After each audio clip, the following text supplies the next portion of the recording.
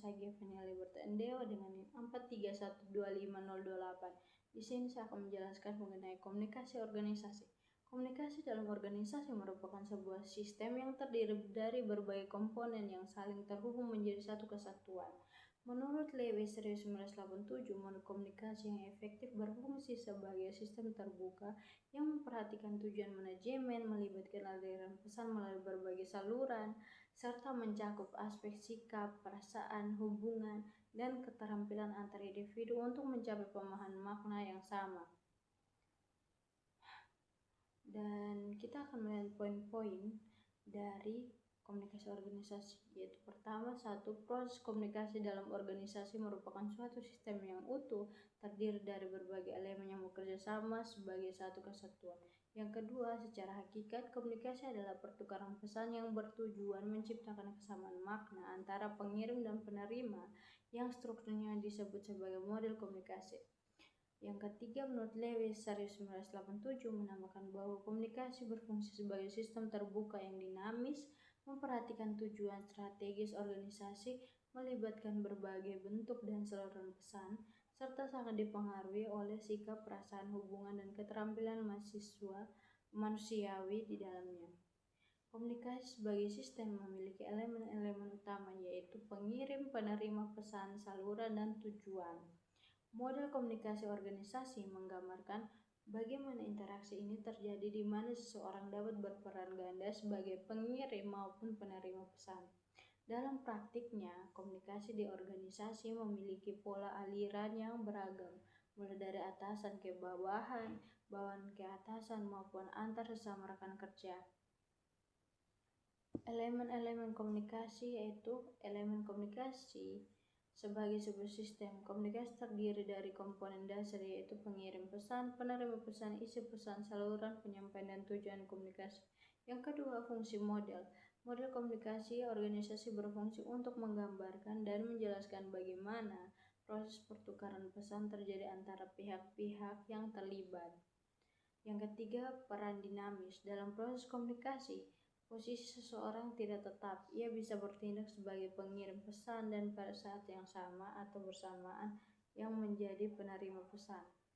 Aliran komunikasi dalam organisasi komunikasi bergerak dalam berbagai arah, yaitu dari atasan ke bawahan, dari bawahan ke atasan, serta komunikasi horizontal antar sesama karyawan atau rekan kerja. Komponen utama dalam sistem komunikasi meliputi pengirim, penerima, dan umpan balik. Interaksi antar komponen ini membentuk pola komunikasi yang khas, namun prosesnya seringkali dapat terganggu oleh faktor dari dalam maupun luar organisasi yang menyebabkan makna pesan menjadi kabur atau hilang. Oleh karena itu, pemilihan pesan, saluran, dan peran penerima menjadi sangat strategis untuk memastikan informasi diterima dengan benar, dipahami sesuai maksud, dan mendapatkan respon yang diharapkan. Tujuan dari komunikasi organisasi yaitu untuk memudahkan, melaksanakan, dan melancarkan jalannya organisasi. Menurut Coase, dalam arti yang lebih luas, tujuan komunikasi organisasi untuk mengadakan perubahan dan untuk memengaruhi tindakan ke arah kesejahteraan perusahaan. Tujuan komunikasi organisasi menurut Ala Ulwery: melakukan koordinasi, menyatakan perasaan dan emosi, membagi informasi, menyatakan pikiran, pandangan, dan pendapat. Menurut Halo Coach, hubungan komunikasi menyatakan fungsi manajerial dan komunikasi dibutuhkan untuk yang pertama menentukan dan menyebarkan tujuan perusahaan, mengembangkan rencana guna pencapaiannya, mengatur sumber daya dan lainnya dengan cara selektif dan selektifien mungkin, memilih, mengembangkan, dan menilai anggota organisasi, memimpin, mengarahkan, memotivasi, serta menciptakan suasana di mana orang-orang mau memberikan sumbangan, mengawasi pelaksanaan pekerjaan. Saluran komunikasi organisasi.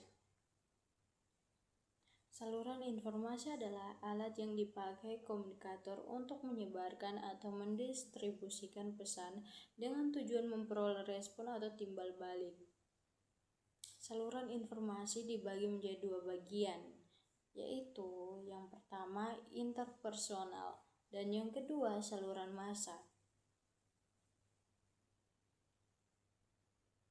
Saluran interpersonal secara langsung tatap muka dan secara tidak langsung melalui telepon, surat, SMS, dan lain-lain. Yang kedua saluran massa, dia melalui media cetak dan media elektronik.